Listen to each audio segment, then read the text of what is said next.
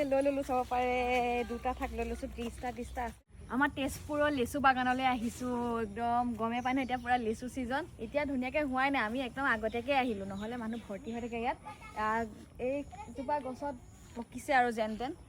40 টকা হৈ যায় যে লেচু এয়া চব পকিছে এয়া চাওক এই কেইজোপা ডাঙৰ হ'বলৈ আছে এইফালে পূৰা কেঁচা হৈ আছেগৈ এইফালে কিমানখিনি গছ আছে দেখাই দিয়াচোন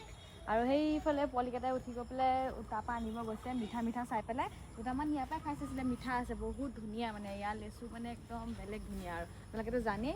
এইফালে উঠি আহিব চাওকচোন উঠি গৈ পেলাই একদম ওপৰৰ পৰা ধুনীয়াকৈ ডাঙৰ চাই একদম দিব ডাঙৰ দিবা দেই ডাঙৰ মিঠা দিব আৰু এইফালে দেখাই দিওঁ আহাচোন সেইখিনি দেখাইছে নাই জুম কৰি কেঁচাখিনি দেখুৱাম আহাচোন এইফালে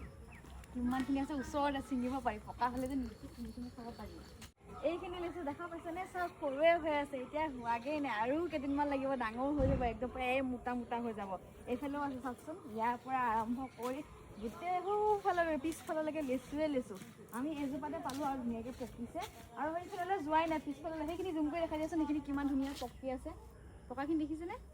বহুতখিনিয়ে আছে আপোনালোকেও আহিব ইয়াৰ পৰা মানে এনেকৈ বাগান এখন চাই থাকিলে বেছি ভাল লাগে হয়নে চাই মেলি ল'ব পাৰিলে ওচৰৰ পৰা এনেই আমি তাৰ পৰাহে লওঁ গম নাপাওঁ গছৰ পৰা আনিছে খাইছে কিবা কৰিছে ইয়াত কিন্তু ওচৰৰ পৰাই চাই আছোঁ নাই ভাল লাগিছে আমাৰ লেচু আহি যাব 30টা 40টা এনেকৈ লৈছোঁ ভিডিঅ'ত চাগে ইমানকৈ ধৰিব পৰা নাই কিন্তু ওচৰৰ পৰা যে লেচুকেইটা দেখিছোঁ যে ইমান বেছি ভাল লাগিছে নহয় মনটো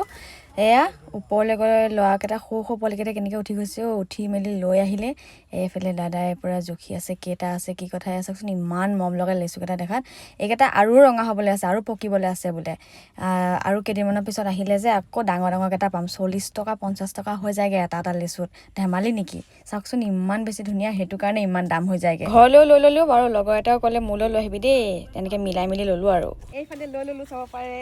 দুটা থাক লৈ লৈছোঁ 30টা আছে দুটামান বেছিকৈ আছে বাৰু দিছে বেছিকৈ একদম পূৰা ভাল লাগিব আজিৰ পৰা খোৱাহে কথা আৰু